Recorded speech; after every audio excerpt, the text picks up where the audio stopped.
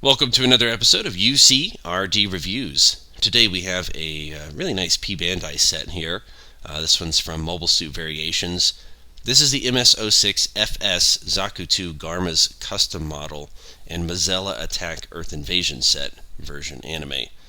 I don't know why they call it the Mazella Attack Earth Invasion set when it's been Magella for years and years, but it happens. So, this is a pretty large set. Comes with a couple vehicles. It was something I was really excited to see. So there's the bottom of the box there, and we have the side profile of Garma's custom Zaku. So the FS model was a unit that predated the S model Zaku that Shard used, and so this is the original commander type Zaku unit, which is why Garma got it. Now Garma's was more ceremonial. He didn't really sortie in combat with this much at all. He was mostly in his DOP fighter, which as you can see is included as well, and then you get the Magella attack tank.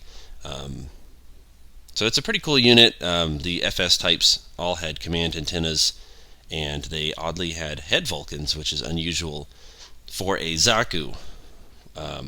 Garma's also had his big giant Heat Hawk as well. So this set is very reminiscent of the MSiA set that came with the Zaku, the DOP, the Lugan Recon Fighter, and the Magella attack tank.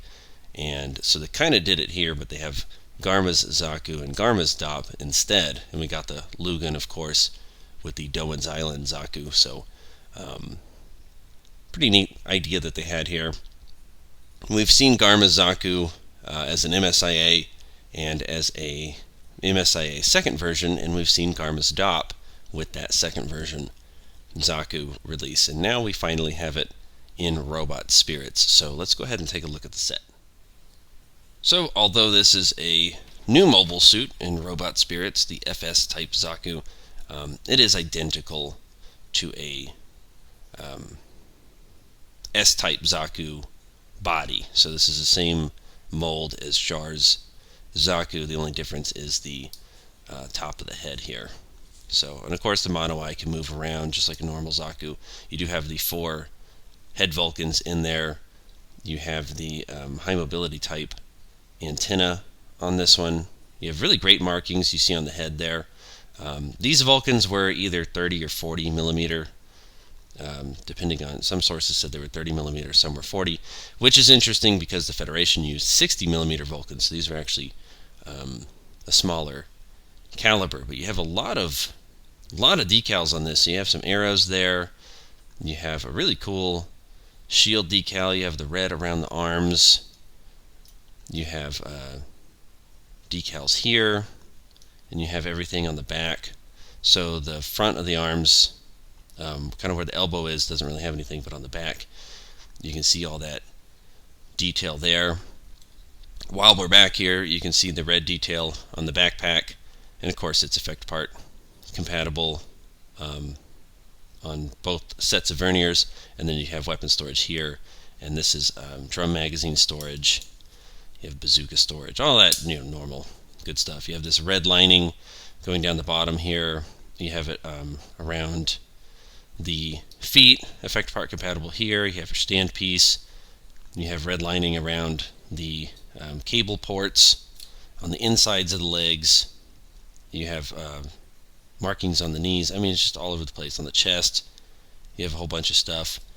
You have the emblem here on the other shoulder. All these arrows everywhere. Garma's Zaku really likes arrows, but this looks really good. This is what I like to see, especially from these P-Bandai releases. This is a very heavily marked Zaku. It's very, very detailed in its paint applications here. So this is really nice. I'm not going to go over articulation. You can check out the I think I have the Minelayer Zaku linked down below, which we'll take a look at in just a little bit as a comparison.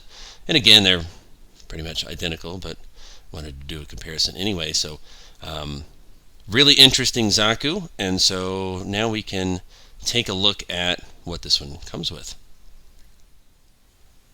Alright, so now we're going to take a look at everybody's favorite segment, the hands. We have gun hands, Heat Hawk hands, and 2 different sets of opposing hands on this lovely hand rack. You have a replacement antenna up here.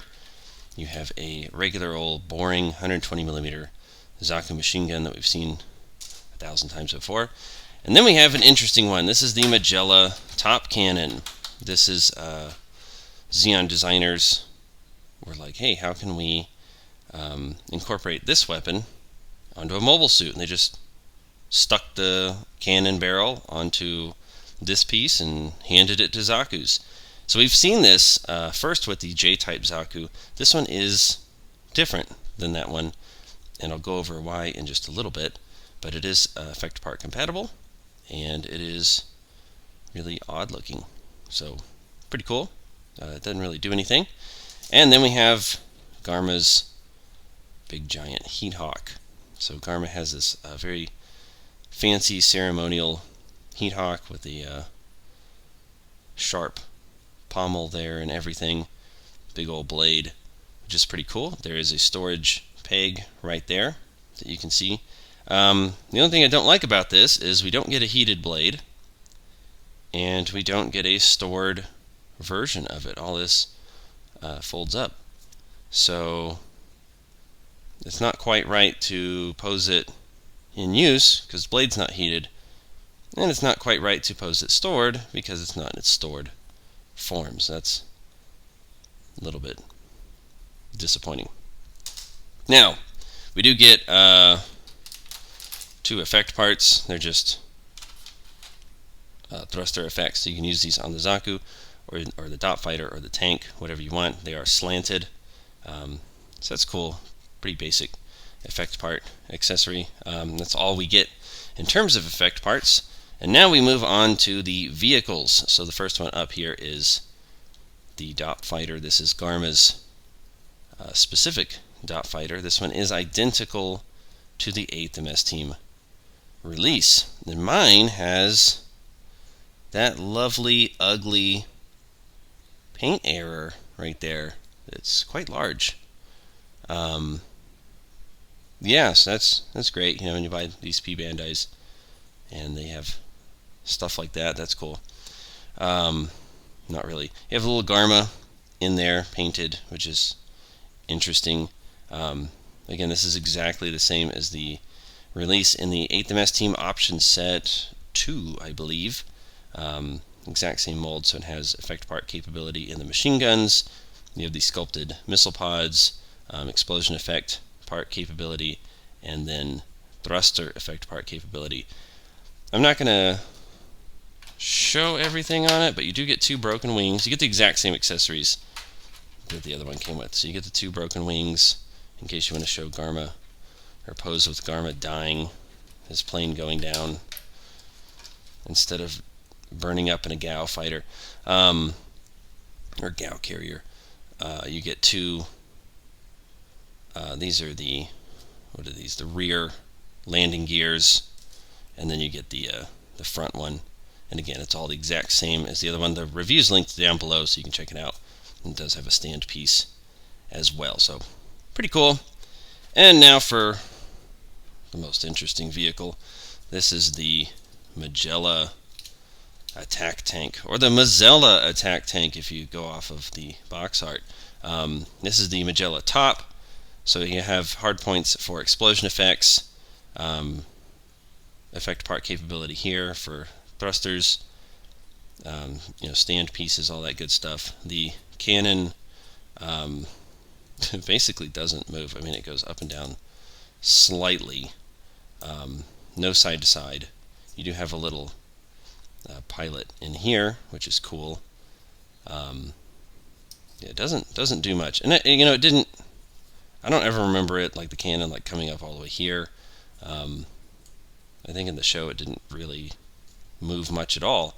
But these are pretty cool. So when it's on the tank, obviously it's just the top of the tank. Let's see if I can get this thing on here. Oh, come on. You know you want to. Oh, wait. Am I doing it wrong? I think there's yep. So there's that little peg that folds out. I have to do it the right way. There you go. Okay. Now, what's cool about this is if the base gets destroyed, the Magella top is actually a VTOL aircraft, and can be removed and fly around. Now, I don't know how it works when it fires its cannon and it's hovering, but it's Gundam and it works. It just happens. You have a triple barrel machine gun here, which moves ever so slightly and doesn't really have any up and down movement. It is effect part compatible on all 3 barrels. You have effect part capability in the exhaust back here. I don't really know why. You have these cool transparent yellow lights. You have a couple in the front, a couple back here, and a couple back there. Paint is okay. You know, you have the treads painted. They do move, which is pretty cool, but they're pretty stiff. And I mean, it looks good. It's very, very Mobile Suit Gundam plain painting.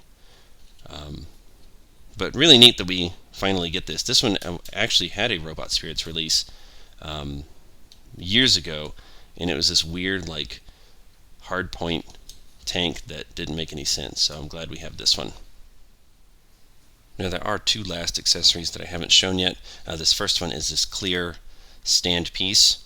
It plugs in down here, and then you have a ball joint up here that it also plugs into, and it simulates the Magella top flying off of the base. You can put the thruster effects down here, and it works really well. You can move this around all you want. Moves around pretty easily. So that's the first one, and then we have another one. So this is the second clear stand piece. I have the explosion effects from the effect part set, which again I'll link the review down below. And this is the explosion effect from the Minelayer Zaku, but you can see the clear stand piece here. It plugs in down here. It has 2 hard points for effects, and then it has that same ball joint up here. So this one looks really cool if you want to show the tank getting decimated. Okay, so now we can get into some comparisons, and I have to make a correction as my first one. So we're going to look at the DOP fighters. I said they were identical earlier, and I wasn't paying enough attention. I guess I was too focused on the paint error issue, and I didn't notice they actually have different thrusters. That is the only difference between the 2. So you have the 8th MS Team style thruster on this one, and you have the big conical Mobile Suit Gundam style on this one, which is pretty cool. Other than that, it is the same mold, it's just painted different, so pretty cool. And I wanted to do a comparison for the tank with the Zaku tank, of course, and we're mainly looking at the base here. So you can see, of course, this one has the missile pod versus the machine gun. The bottom of the tank is identical. It has all the same basic features. The panel here is different. The lights are different. So you can see on the Zaku tank, they're just painted, and this one has those translucent clear pieces on there. And then beside the base of the tank, you can see the Zaku tank and the Magella tank are different in that regard as well. And then the Zaku tank is just painted way better than this one. So pretty cool to have both of these. So here is the Zaku comparison. So of course I have the FS type. I have the F-type Minelayer, which uses the S-type body, same as Char Zaku. And I have the J-type, which uses the standard Zaku body. Now I said earlier that the FS type uses the S-type body, and that's not totally true, and I'll kind of get into why that is. I'll get into more clarification here. So if we compare these two, so again, this is identical to Char's Zaku here. So from the front, they're the same figure. On the back, you can see the backpacks are the same, but where they differ is actually in the legs. You can see the Minelayer has verniers, where the Garma Zaku does not. And that is because the Garma Zaku has the legs of a normal Zaku. So these are just, the legs are both the same but then the backpacks are going to be different. So Garma Zaku is kind of a mixture of the two. Now, we also talked about this weapon, so I'm going to take these here, and you can see Garma's is much bigger. They very similar to the 8th MS Team Ground Gundam's machine gun. That was a scaled down version of what the GM cannon came with. You can see here that this is a scaled up version of what the Wetlands Zaku came with. It's the exact same mold, it's just bigger. And speaking of which, this is a really cool figure if you end up ever finding one. It is just a regular Zaku painted in this cool camouflage color, but it comes with a lot of unique accessories. Up until now, this was the only Zaku that came with the top cannon. It has this portable missile launcher, the storage piece for the Zaku machine gun, these dual magazine storages, cracker grenades, a bunch of other cool stuff. So if you find that one for a decent price, it's definitely worth it. So those are the different Zakus, and now we have a better understanding of Garma's Zaku. So now that we've seen everything that comes with this set, how much does it cost? I paid $111.34 for this set before shipping, and while that seems like a high price tag, you do get a very well painted Zaku, a dop fighter and all of its accessories, and the Magella attack tank, which is a pretty large vehicle. So I do still think it's expensive for what you get to some degree, but it doesn't sound quite as bad when you think about it in that way. I do wish the Magella attack tank was painted in a bit more detail. I get that they were going with that Mobile Suit Gundam look for it, but would have been nice to have some sort of detail very similar to the Zaku tank's Magella base. Was kind of disappointed to see the paint error on my dop fighter. You know, I think especially with a price tag like this, that kind of stuff is inexcusable, and I say that every time, and yet it still happens. The Heat Hawk was a bit disappointing, as I mentioned earlier, but those are minor detractors to an otherwise really great set. So if you think it's worth it, I don't think you'll be disappointed with it. The Garma Zaku is a really neat design. The FS type, I hope we see more of it, maybe with Shin Matsunaga's, because he had an FS type, or some of the other ace pilots. And the Magella attack tank, I hope we get a standard Zaku tank instead of the green Macaque version, but we'll have to see in the future what they do with the rest of this MSV line. So thank you for watching the review. I appreciate y'all supporting me in this. Let me know in the comments if you ended up picking up this set, or if you didn't, why. And then be on the lookout for the Double Fin Funnel New Gundam review, as well as my most anticipated 8th MS Team version anime release yet. So keep an eye out for those later on. Thanks for watching, and I'll see you next time.